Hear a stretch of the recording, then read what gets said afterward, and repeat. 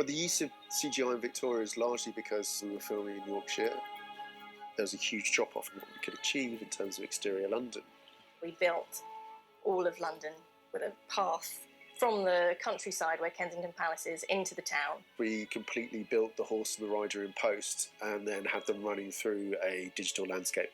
Our environment team used maps, old paintings. The largest landmark in London was St Paul's, and added in a 3D crowd, horses and carriages, chimney smoke, lens flares to add to the realism of the shot.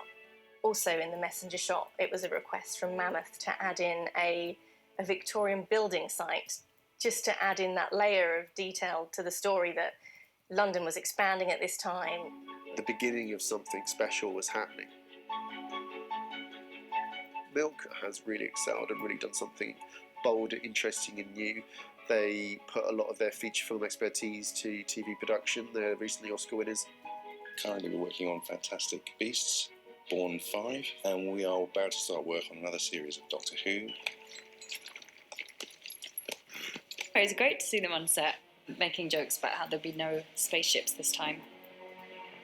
The production have been really clever with parade ground scenes, using certain shots so that you can create that huge world. I wish to be called Victoria.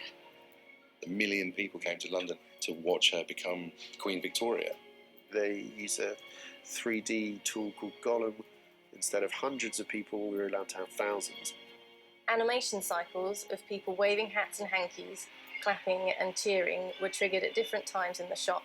That little girl isolated in a sea of crowds is a lovely moment. I'm really proud of that shot. Back in Victoria's time, Buckingham Palace was a U-shape with marble arch at the front of it. There's one shot of Buckingham Palace with a duck pond in front of it, and it just looks completely real. We replaced the present-day Buckingham Palace with our model of the Victorian Buckingham Palace. We also added in some 2D crowd elements of Victorian people wandering around. We hope that when viewers sit down to watch Victoria, no one would even think that there's visual effects in this episode. We want it to be completely believable. The effects need to be invisible so that no one is aware that what they're watching is computer generated. To make it a believable world and to transport the audience back to the Victorian era. There were hundreds and hundreds of guests at the coronation. But obviously no one is there on the day. All the people in all the rafters is all CGI. We organised a green screen shoot with about 15 supporting artists. We then shot them doing a couple of different movements, turning their head to follow the Queen as she walks by. We then multiply the 15 supporting artists so that we have 100 or so of them. We need to vary them so it's not obvious that it's 15 people repeated. So we did things like change their hair colour, tweak their costumes a bit. It was shot in Beverley Minster and obviously it needed to look like Westminster Abbey, so we tweaked some of the architecture. In one of the shots we added in a large stained glass rose window.